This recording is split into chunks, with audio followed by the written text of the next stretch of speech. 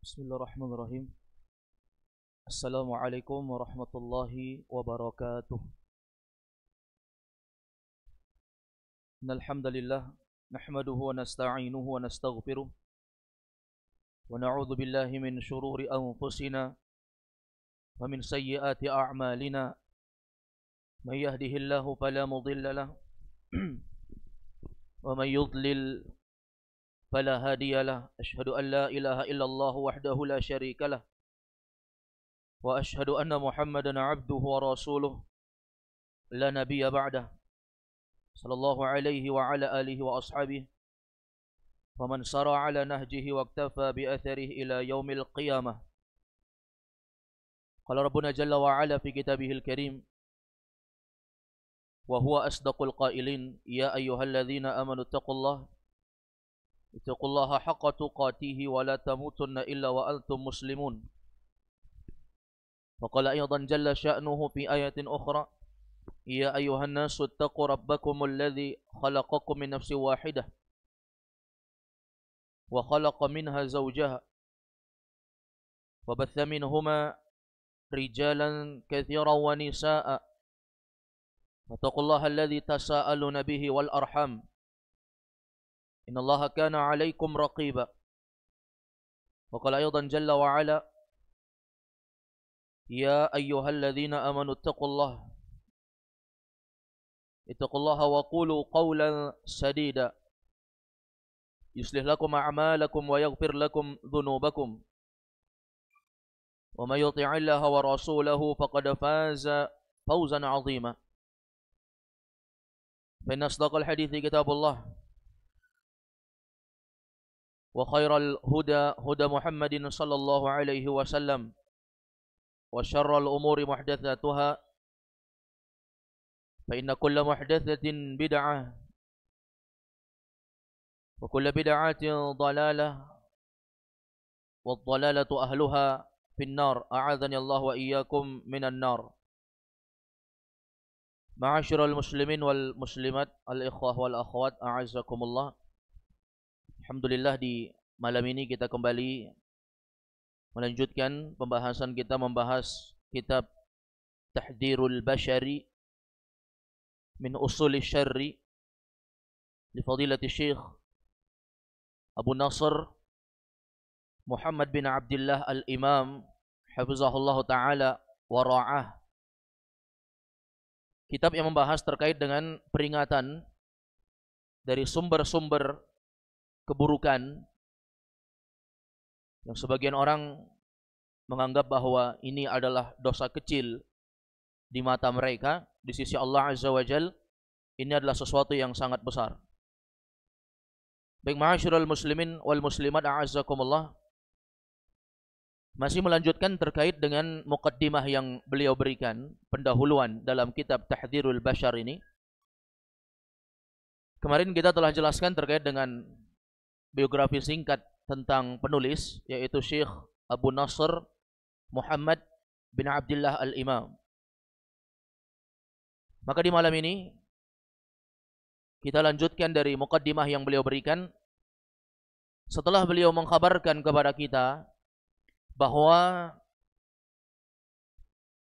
Allah Subhanahu wa taala memberitakan di dalam Al-Qur'an, setiap penyakit pasti ada obatnya.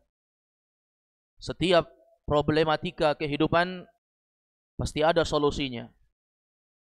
Demikian pula beliau juga memberitakan bahwa Nabi SAW menjelaskan dalam berbagai banyak macam riwayat, banyak hadis, bahwa Rasulullah SAW mengkhabarkan kepada seluruh kaum muslimin bahwa setiap penyakit pasti ada obat. Apabila obat itu telah ditemukan, maka Allah akan menghilangkan penyakit itu dengan izin Allah Subhanahu wa taala. Dan beliau juga memberitakan kepada kita bahwa obat yang paling mujarab, obat yang paling ampuh untuk mengobati segala sesuatu dari penyakit-penyakit yang ada, yaitu Al-Quran. Beliau membawakan firman Allah Subhanahu wa taala di dalam surah Fussilat Allah berfirman, "Qul huwa lil ladzina amanu hudan wa shifa." Katakanlah wahai Muhammad bahwa dia, yakni Al-Qur'an, lil ladzina amanu, bagi orang yang beriman, adalah hudan, petunjuk, wa shifa, dan obat. Ini menunjukkan bahwa Al-Qur'an itu petunjuk untuk mendapatkan kebenaran. Demikian pula Al-Qur'an itu adalah syifa. Syifa artinya penyembuh. Demikian pula beliau memberitakan terkait dengan firman Allah Subhanahu wa taala dalam surah Al-Isra. Allah berfirman, "Ya ayyuhan nasu qad ja'akum mau'izatun min rabbikum wa shifaa'un lima fis sudur wa hudan wa rahmatun lil mu'minin." Wahai orang-orang yang beriman, atau wahai manusia, wahai sekalian manusia, kata Allah, qad ja'akum mau'izatun, sungguh telah datang kepada kalian mau'izatun min rabbikum. Mau'izah itu nasihat, wejangan. Telah datang kepada kalian mau'izah, wejangan min rabbikum, dari Rabb kalian, yaitu Al-Quran.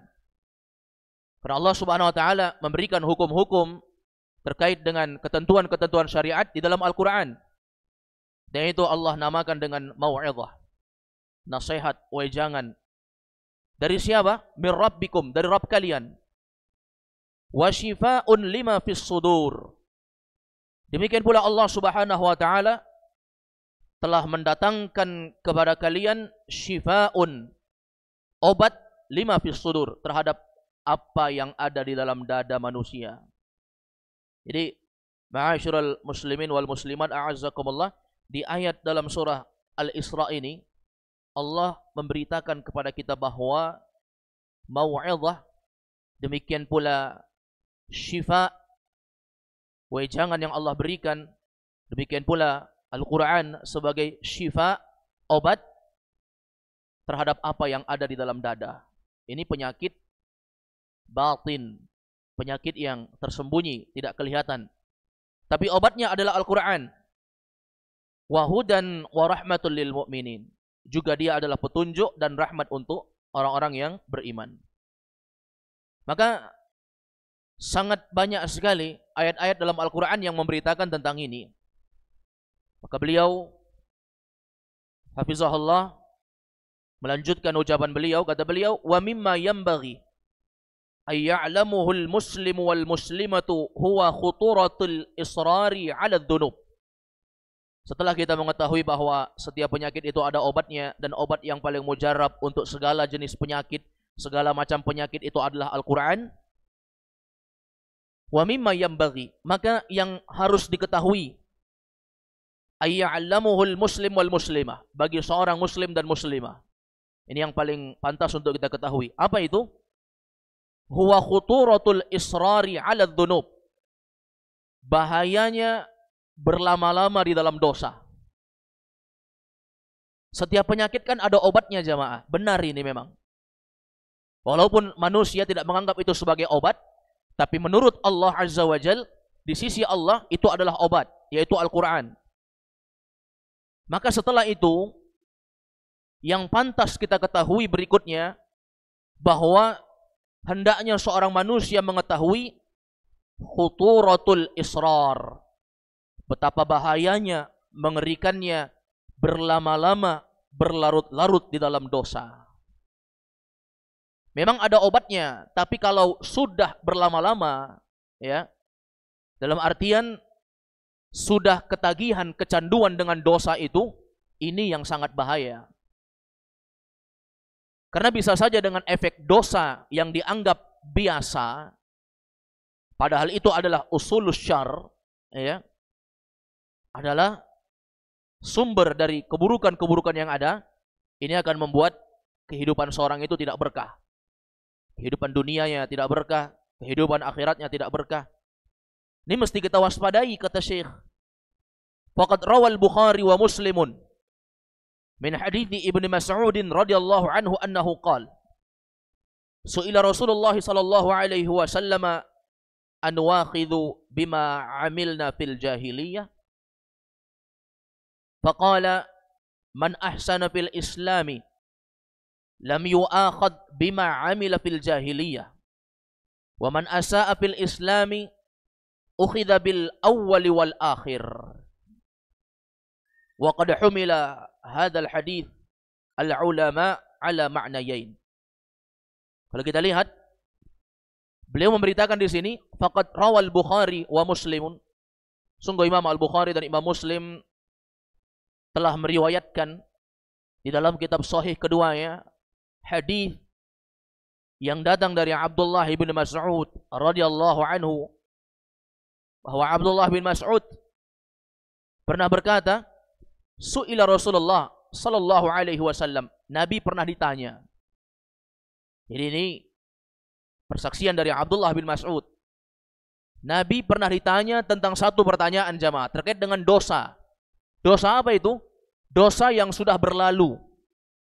Dosa di masa dahulu. Sebelum orang mengenal kebaikan, mengenal Islam secara hakikat utuh.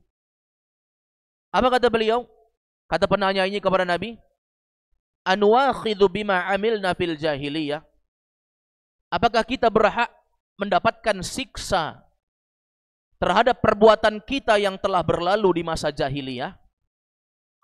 Ini kan menjadi pertanyaan bagi kita jamaah. Semua.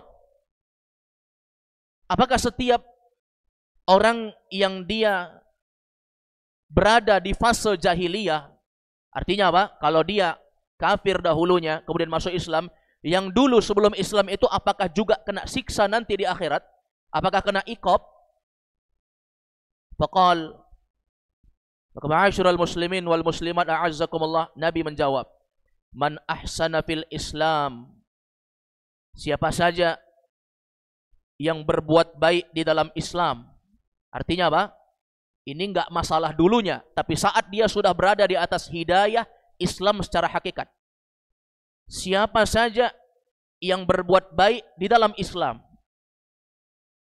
lam yu'akhad bima amila fil jahiliyah, maka Nabi mengatakan dia tidak akan disiksa, dia tidak berhak mendapatkan iqab dari Allah bima amila fil jahiliyah, dengan apa yang dia lakukan di masa jahiliyah dulu.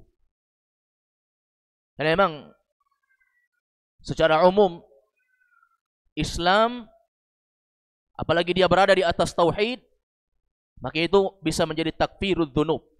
Taubatan nasuha itu menjadi takfirud dzunub bagi seorang hamba. Ini secara umum. Walaupun ada rincian-rincian para ulama tentang masalah ini. Seperti kalau misalnya ada orang yang dia sudah mengenal agama, sudah mengenal hidayah, sudah beralih dari jahiliyah kepada Islam yang hakiki, kemudian dia tetap mengadopsi dosa-dosa di masa jahiliyah, maka itu tak diampuni, yang ini juga dia akan pertanggungjawabkan. Tapi secara umum Rasulullah SAW memberitakan bahwa setiap taubatan nasuhah yang dilakukan seseorang, at-taibu minadz dzambi kama la dzambalah. Seorang yang bertaubat dari suatu dosa, maka dia seakan-akan tidak ada dosa bagi dia. Kalau dia yang betul-betul taubatan nasuhah dengan memenuhi beberapa syarat-syarat yang telah dijelaskan oleh para ulama. Dia ikhlas dalam bertaubat. Kemudian dia menyesali apa yang pernah dia lakukan. Kemudian dia bertekad tidak mengulangi dosa tersebut. Kemudian dia taubat selama nyawa belum tenggorokan. Dia taubat selama matahari belum terbit. Matahari itu masih terbit pada tempat asalnya. Kalau terbit dari tempat tenggelamnya, ini sudah kiamat. Kemudian para ulama mengatakan di antara syurutut taubah, syarat seorang bertaubat itu, maka dia tidak perlu untuk menceritakan kepada orang lain dosa yang pernah dia buat.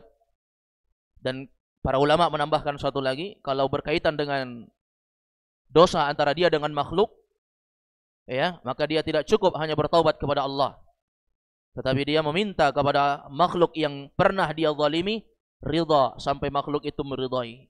Nah, ini ma'asyiral muslimin a'azzakumullah. Jadi Nabi menceritakan, man ahsana fil islami lam yu'akhad bima amila fil jahiliyah. Siapa saja yang berbuat baik di dalam Islam, maka dia tidak disiksa dengan apa yang dia amalkan di masa jahiliyah. Kemudian Nabi melanjutkan, Wa man asa'a fil Islam ukhidha bil awwali wal akhir. Barang siapa yang berbuat buruk fil Islam setelah dia berada di atas Islam. Artinya apa jamaah? Siapa yang berbuat dosa, membiasakan dan menghalalkan dosa dalam keadaan dia sudah berada di atas hidayah Islam. Maka beliau mengatakan sallallahu alaihi wasallam ukhidha bil awwal wal akhir. Maka dia akan disiksa dengan dosanya yang awal, yaitu di masa jahiliyah, dan juga dosanya yang akhir, yaitu dosa saat dia berada di atas keislaman. Karena dia menghalalkan sesuatu yang asalnya itu adalah diharamkan, dia lakukan di masa jahiliyah, sudah mengenal Islam juga tetap mengadopsi dan menghalalkan perbuatan haram itu. Jadi disiksa dengan itu dan dengan perkara ini. Wa qad humila hadzal hadits al-ulama wa 'ala naw'ain. Dan sungguh para ulama mereka memaknai hadis ini dengan dua makna. Ada dua penafsiran di tengah-tengah para ulama tentang masalah terkait dengan dosa yang telah berlalu atau dosa yang dilakukan sebelum mengenal hukum dari perbuatan tersebut. Syekh Muhammad bin Abdullah Al-Imam Abu Nasr hafizahullah ta'ala wa ra'ah mengatakan, kata beliau, al-awwal, yang pertama dari apa yang dijelaskan oleh para ulama, annal murada bil isaati fil islami annahu aslama fil zahir wa lam yuslim fil batin fahadha ma yazalu kafiran fi haqiqatihi in tadhahara bil islam wa hukmuhu fil islami annahu munafiqun fatabqa alaihi dhunuba ayyamil kufri sarihi kama hiya wa ma yaf'aluhu min adh-dhunubi fil islami fahiya kadhalik li'anna al-kafira yaghfiru lahu ma qad salaf idza aslama zahiran wa batina. Ini penafsiran terkait dengan hadis Nabi dari hadis Abdullah bin Mas'ud yang diriwayatkan oleh Imam Al-Bukhari dan Imam Muslim yang tadi baru saja kita jelaskan di atas. Kata beliau, penafsiran para ulama yang pertama, annal murada bil isaah, bahwa yang diinginkan dengan perbuatan buruk fil Islam, dalam Islam, annahu aslama fil zahir, bahwa dia berislam secara zahirnya saja. Saya sudah masuk Islam atau sudah berada di atas hidayah sunnah, walam yuslim fil batin, tapi dia tidak berislam secara batinnya. Kan ada orang yang nampaknya Islam jamaah, dia menampakkan keislaman, tapi dia sembunyikan kekafirannya di dalam hati. Yang orang munafik di masa Nabi SAW. Makanya ketika ada ajakan untuk merealisasikan keislaman hakikatnya, yaitu jihad, tidak ada yang berani. Mundur di medan perang. Kenapa? Karena mereka tidak menghendaki itu. Yang dikehendaki oleh orang-orang munafik ini popularitas, ketenaran. Bagaimana orang-orang bisa mengenal bahwa dia adalah orang yang tulus dan ahli dalam suatu ibadah. Makanya ketika ada ajakan-ajakan jihad, mereka khawatir, takut. Para sahabat Nabi SAW ridwanullah alaihim ajma'in, mereka orang-orang yang betul-betul telah mengorbankan jiwa, raga mereka, bahkan mengalahkan kecintaan mereka terhadap anak, istri, dan orang tua mereka. Mereka serahkan kepada Nabi SAW. Ketika ada ajakan jihad, mereka tak pikir lagi, mana keluarga saya, mana anak istri saya, bagaimana nasib kedua orang tua saya. Tak pikir, yang mereka dahulukan Islam dan menolong Nabi SAW. Karena itu sumpah setia dalam Bai'at Aqabah. Bagaimana mereka berjanji untuk lebih mendahulukan Nabi dibandingkan yang lain. Ini kan sumpah setia para sahabat ridwanullah alaihim ajma'in. Tapi orang munafik kalau ada kabar seperti ini, mundur, khawatir. Nanti kalau saya mati bagaimana? Bagaimana dengan dunia saya? Bagaimana dengan harta yang saya kumpulkan? Karena memang kebiasaan mereka itu alladzi jama'a malan wa 'addada. Kerjanya ngumpulin harta dan ngitung-ngitung harta, takut dengan kematian. Ini orang munafik. Maka beliau mengatakan annahu aslama fil zahir. Ada orang yang secara zahirnya saja, berislam. Walam yuslim fil batin. Tapi secara batin dia tidak berislam. Fahadha ma yazalu kafira. Maka ini tetap dikatakan kafir walaupun KTP-nya muslim. Mafhum ini? Ma'asyiral muslimin a'azzakumullah. Kenapa? Karena hakikat yang ada pada hati seseorang bukan zahir. Zahir itu bisa saja ditampakkan kebaikan depan orang.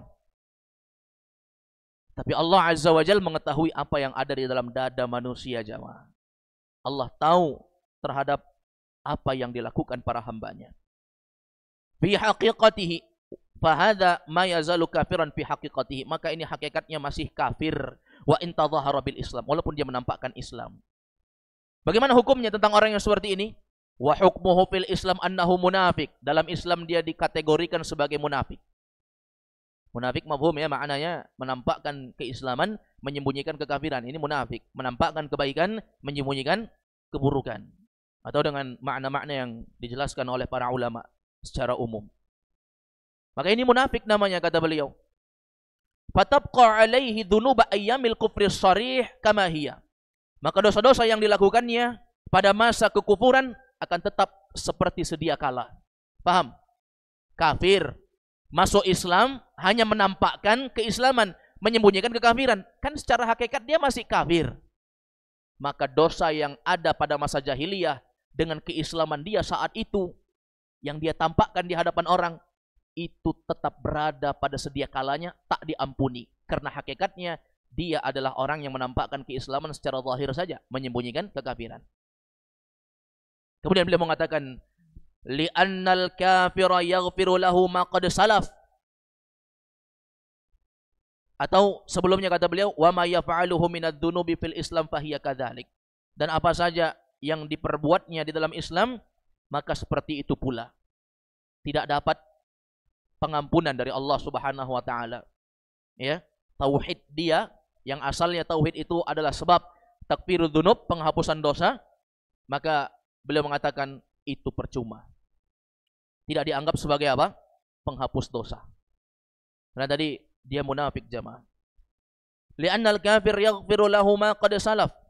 Atau yughfaru lahu ma qad salaf. Sesungguhnya orang kafir itu pada asalnya akan diampuni dosanya yang telah berlalu. Jadi pada asalnya kekafiran itu akan diampuni berdasarkan hadits-hadits yang umum. Idza aslama zahiran wa batina. Tapi ini kalau dia berislam secara zahir dan batin. Kalau Islamnya dia tampakkan, bagaimana batinnya juga betul-betul ikhlas, hanya mengharapkan wajah Allah dalam beramal, maka ini dapat menyebabkan pengampunan. Tapi kalau tidak, tidak. Nah, ini pendapat yang dikuatkan oleh jumhurul ulama, termasuk Imam An-Nawawi rahimahullah, demikian pula Syekh Muhammad bin Shalih Al-Utsaimin dan jamaahiru a'immatis salaf. Ya, mayoritas kebanyakan ulama-ulama salaf. Ini makna yang pertama, jamaah. Makna yang pertama. Jadi hati-hati dari kemunafikan. Syekh mengingatkan kepada kita. Hati-hati dari kemunafikan, karena itu menyebabkan yang telah berlalu tak bisa terhapus dan yang sekarang tidak bisa menghapuskan saat kita berada di atas hidayah keislaman. Yang kedua, annal murada bil isaa'ah al-baqa'u ala ba'dil ma'asi allati kana 'alaiha fil jahiliyati ma'a islamihi zahiran wa batina. Makna yang kedua, kata beliau, yang diinginkan dengan isaa'ah, yang diinginkan dengan perbuatan buruk dalam hadis yang diinginkan, yang disebutkan oleh Nabi, yaitu al-baqa'u ala ba'dil ma'asi allati kana 'alaiha fil jahiliyah ma'a islamihi zahiran wa batina. Yaitu tetap melakukan sebagian maksiat yang dulu pernah dia lakukan di masa jahiliyah ma'a islamihi zahiran wa batina. Padahal sekarang dia sudah berislam secara zahir dan batin, tapi tetap merealisasikan yang dulu, tetap mengadopsi dosa yang dulu. Paham ini, jamaah? Dia sudah Islam secara zahir batin. Yang pertama tadi kan dia cuma Islam zahir, batinnya tersembunyi, kafir. Ya kan? Dia menyembunyikan kekafiran dalam hati. Maka ini dosanya di masa jahiliyah tetap, dosanya di masa Islam juga tetap. Tauhidnya nggak bisa menghapuskan dosa dia. Ini munafik. Yang kedua, Islam secara zahir, batinnya juga Islam. Tapi beliau mengatakan dia al-baqa'u ala ba'dil ma'asi. tetap berada dan mengamalkan sebagian maksiat yang dulu pernah dia lakukan. Contoh misalnya, dulu dia adalah pezina. Ketika dia masuk Islam, murni, zahir batinnya murni Islam. Tapi sangat disayangkan, dia masih melegalkan, menghalalkan aksi haramnya dulu, perzinaan, saat dia muslim. Padahal dalam keadaan dia ma'a islamihi zahiran wa batina. Islam secara zahir dan batin. Maka beliau mengatakan, wa falau anna syakhsan kana fil jahiliyahi murabiyan aw sukranan aw kadzaban fa aslama wa baqiyat fihi hadhihi al-ma'siyah fa huna yu'aqabu 'ala fi'liha fil jahiliyah wa yu'aqabu 'ala fi'liha fil Islam. Kata beliau, kalau misalnya ada seseorang yang di masa jahiliyah murabian, seorang yang kerjanya minjamin orang uang tapi ada bunganya, dia menghidupkan dirinya, keluarganya dan mendapatkan dunia itu dengan cara meminjamkan orang uang, dan dia memperoleh bunga dari pinjaman itu sehingga uangnya berbunga 50 juta kemudian bisa menjadi 51 juta misalnya. Satu orang 50 juta jadi 51 juta, bayangkan kalau uangnya 1 miliar, berapa uang yang dia dapatkan? Dia kaya dengan itu, jamaah. Kalau ada misalnya ada orang yang seperti ini, murabian, atau kita katakan rentenir misalnya. Atau sukranan, ada orang yang asalnya dulu dia pemabuk, sukran. Ya, bukan syukran, tapi sukran bisin, laisa bisyin. Pemabuk, atau kadzaban, atau orang yang kadzab, pendusta. Ini sudah mendarah daging sama dia, menjadi sifat murabi. Bikin pula sukran dan juga kadzab, ini sifat yang sudah mendarah daging sama mereka. Rentenir, pemabuk, pendusta. Ini kan bahaya ini. Rentenir ini dosa besar, jamaah, bukan dosa kecil. Bikin pula meminum khamar, menjadikan khamar sesuatu yang Allah haramkan menjadi halal. Demikian pula kadzab yang merupakan pokok dari kerusakan-kerusakan. Ini kan dosa yang disepelekan sebagian orang.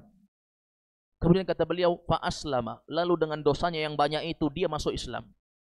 Wa baqiyat fihi hadhil ma'siyah. Namun dia tetap masih berada di dalam perbuatan tersebut.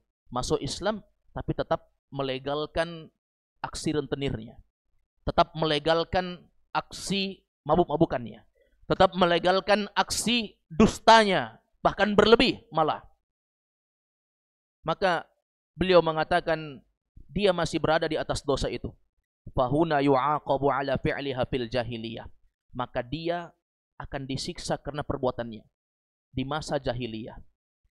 Harusnya kan dengan keislaman secara zahir dan batin, ketika dia masuk Islam, Allah ampuni di masa jahiliyah. Tapi karena dia masih melegalkan, merealisasikan dosa-dosa yang dahulu itu, yang dulu tak jadi Allah hapus. Itu akan terus Allah iqab di hari kemudian. Walaupun dia lakukan di masa jahiliyah, walaupun dengan keislaman secara zahir dan batin. Wa yu'aqabu ala fi'liha fil Islam. Dan dia akan diiqab dan disiksa terhadap perbuatannya selama dia melakukan itu di masa Islam. Akan disiksa juga dengan itu. Kenapa? Li'annal Islam yad'u ila tarki kulli ma'asi. Karena sesungguhnya Islam itu mengajak manusia untuk meninggalkan segala jenis maksiat. Ya tidak, jemaah? Nabi SAW itu makhluk yang Allah utus basyiran nadhira, memberikan kabar gembira dan memberikan peringatan kepada manusia. Tidaklah ada satu kebaikan kecuali aku telah menyampaikan kepada kalian. Dan tidaklah ada satupun keburukan kecuali aku telah mengingatkan kalian untuk menjauhinya. Ini Nabi SAW. Maka kita katakan bahwa dosa yang dia lakukan di masa keislaman itu juga akan tetap diiqab. Karena alasan apa? Karena alasan Islam itu mengajak untuk meninggalkan segala jenis maksiat. Tidak ada satupun keburukan kecuali Islam mengajak untuk meninggalkan. Maka mafhum kita di sini, pemahaman yang mesti kita pahami di sini bahwa tidaklah Islam mensyariatkan sesuatu kecuali itu pasti ada kebaikan maslahat untuk hamba. Nah, ini perlu dipahami jamaah. Ad-dinu mabniyun 'alal masalih. Agama itu dibangun di atas kemaslahatan, kebaikan. Enggak ada satupun syariat itu kecuali pasti baik. Tak baik menurut kita, tapi baik menurut Allah. Oke, ada mengatakan kenapa mesti di qasar dan dijamak bagi orang yang melakukan rihlah musafir misalnya, perjalanan jauh, ya. Bukankah zaman sekarang ini kita mudah untuk melakukan perjalanan, ya? Maka dia menganggap bahwa melakukan sesuatu, ya, yang menurut dia baik, padahal Allah SWT menghendaki kebaikan dengan memberikan rukhsah, maka dia anggap bahwa Islam ini, ya, tidak relevan dengan zaman sekarang, tidak ada kecocokan dengan apa yang ada pada zaman sekarang. Maka ini, ma'asyiral muslimin a'azzakumullah, sesuatu, ya, perkara besar di mata Allah. Ini dia menganggap bahwa apa yang ada pada dirinya lebih baik daripada syariat Allah Subhanahu wa taala. Ini luar biasa dosanya di mata Allah Azza wa Jalla. Jadi beliau mengingatkan kepada kita bahwa memang Islam itu mengajak untuk meninggalkan semua maksiat. Fahadal haditsu yakhafuna jami'an. Maka hadis ini sebenarnya membuat kita semua menjadi takut dengan dosa kita dulu jamaah. Demikian pula dosa kita yang sekarang ini, yang sebenarnya kita tahu itu dosa, kemudian kita masih melakukan itu, pasti akan diiqab. Pasti akan diiqab. Sebagian dosa-dosa kecil maka dia terhapuskan dengan dengan amalan-amalan yang memiliki fadilah, keutamaan tertentu. Tapi dosa-dosa besar ini harus ada taubat khusus. Harus ada taubat khusus kepada Allah Subhanahu wa taala. Ini ma'asyiral muslimin wal muslimat a'azzakumullah. Maka beliau mengatakan fanzur li nafsika makhrajan qabla an talqallah. Maka hendaknya perhatikanlah terhadap dirimu masing-masing. Apa yang mesti kita perhatikan? Makhrajan qabla an talqallah. Bagaimana kita bisa memperoleh jalan keluar sebelum kita menghadap kepada Allah. Bagaimana jalan keluar untuk menghindari diri kita dari perbuatan dosa? Disinilah titik poin pembahasan beliau. Pahami usulis syarri yang menjadi pokok-pokok keburukan yang ada. Dosa itu kan jamaah banyak, beraneka ragam. Dan dosa itu bermotivasi terus berkembang. Yang tak ada di zaman Nabi, ada zaman sekarang. Ya kan? Apa contohnya? Di zaman Nabi tidak ada zaman sekarang. Hah? Apa? Dosa apa? Yang dulu tidak ada, sekarang ada. Banyak sekali. Di antaranya apa? Saya bisa sebutkan. Yang tidak ada di zaman Nabi tapi ada sekarang. Hah? Bid'ah, itu jelas ya. Rokok misalnya. Ya, perkara rokok ini tidak ada di zaman Nabi. Tapi dosa-dosa itu terus berkembang, ya, sehingga dia terus bervariasi dan lama kelamaan dosa itu akan banyak. Tapi usulnya, akarnya, pokoknya adalah perkara yang membinasakan. Maka semua yang membinasakan pasti apa? Haram. Apapun namanya, mau namanya rokok lah. Oh, yang haram kan dukhan. Rokok kan bukan dukhan. Dukhan ya dukhan, rokok ya rokok. Ya, maka ini hanya beda penamaan saja. Lihat ilat sebabnya apa? Membinasakan tidak. Kalau itu membinasakan, wala tulqu bi aidikum ila tahluka. Allah mengatakan janganlah kalian membinasakan atau menjerumuskan diri kalian kepada apa? Jurang kebinasaan. Selesai. Ini ma'asyiral muslimin a'azzak. Maka yang mesti kita perhatikan itu usulnya apa?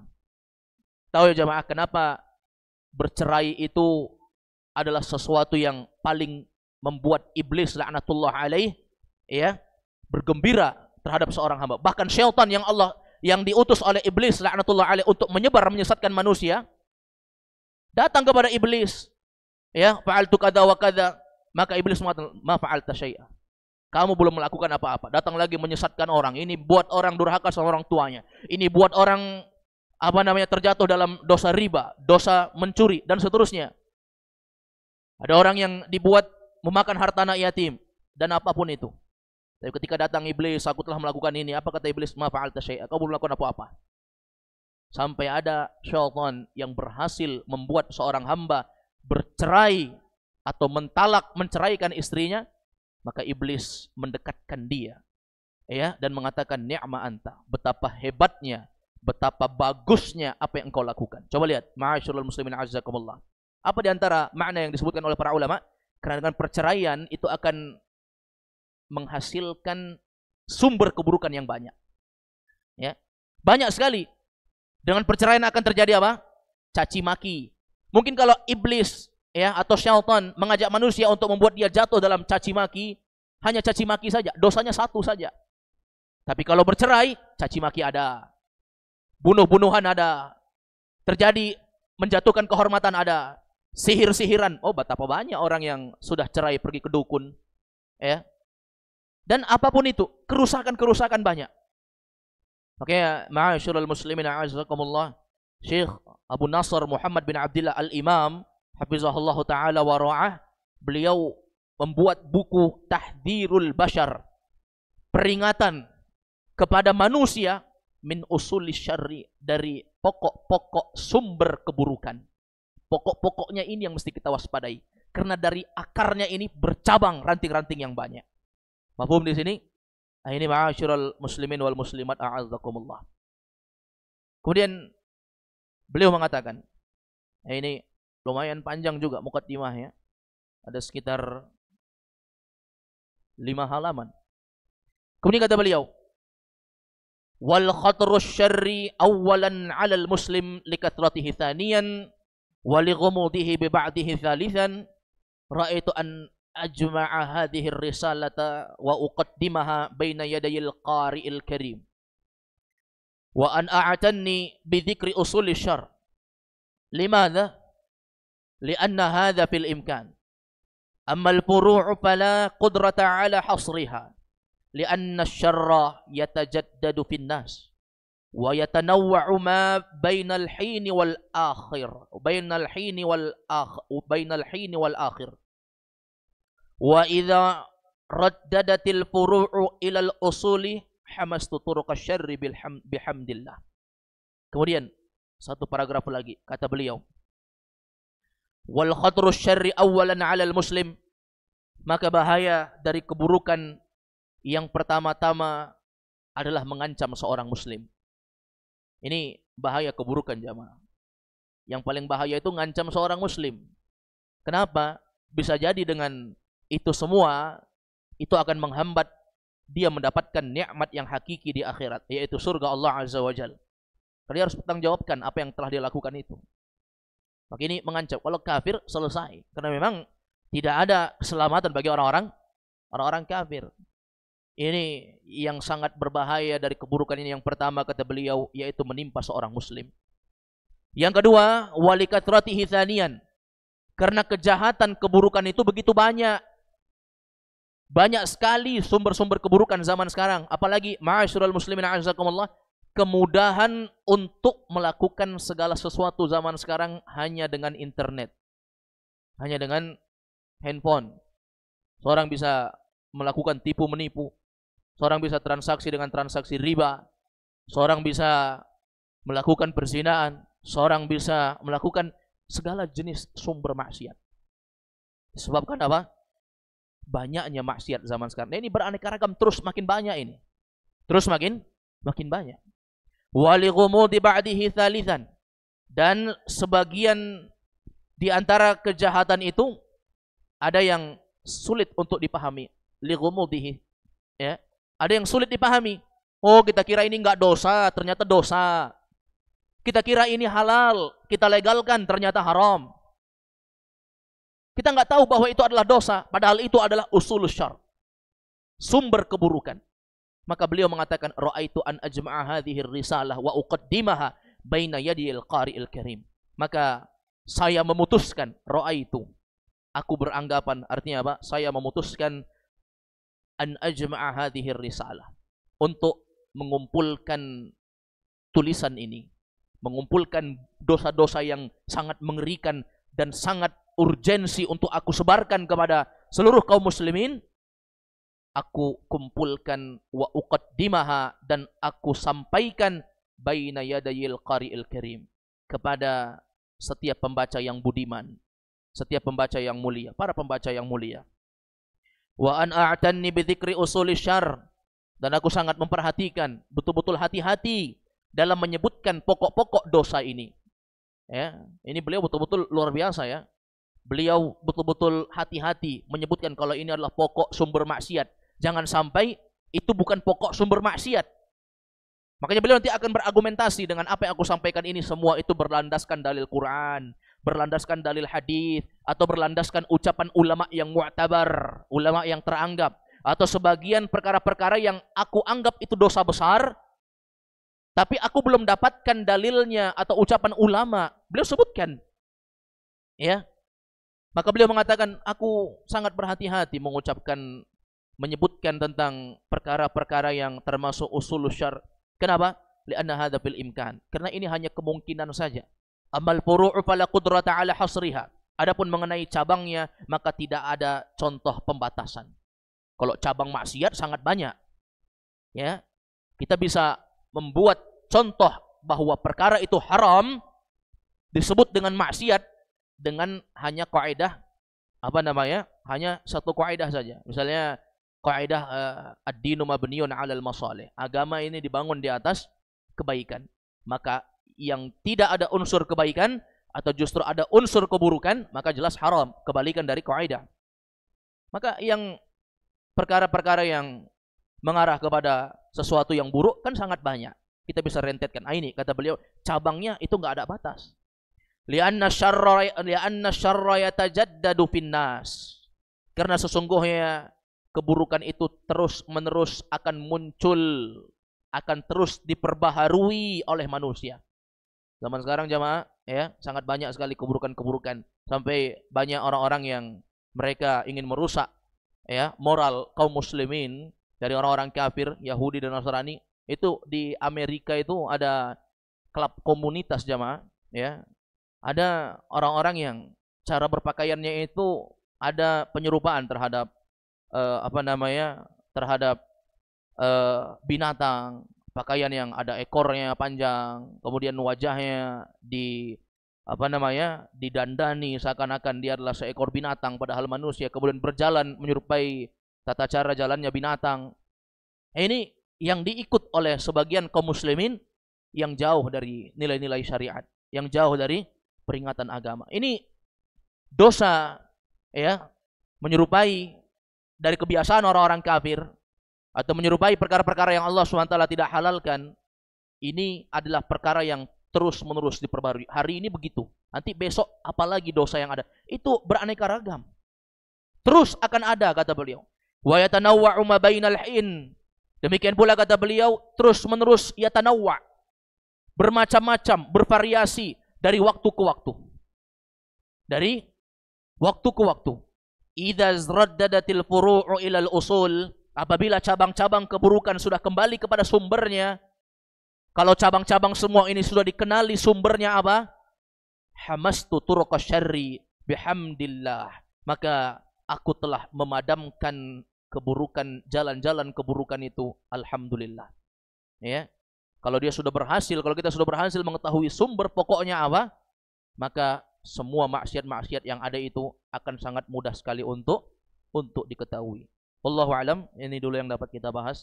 Insyaallah beliau ingin menjelaskan kepada kita terkait dengan argumentasi-argumentasi beliau yang beliau hadirkan di dalam kitab Tahdzirul Basyari min Usulis Syarr, ya, bahwa setiap yang beliau tetapkan itu berlandaskan dalil-dalil syariat. Nanti akan beliau sebutkan beberapa perkara yang beliau berpegang teguh di atasnya. Hadza huwa wa sallallahu wasallam ala nabi Muhammad wa ala alihi wa sahbihi wasallam. Naktafi bi hadzal qadar. Subhanakallahumma wa bihamdik, asyhadu an la ilaha illa anta astaghfiruka wa atubu ilaik. Assalamualaikum warahmatullahi wabarakatuh.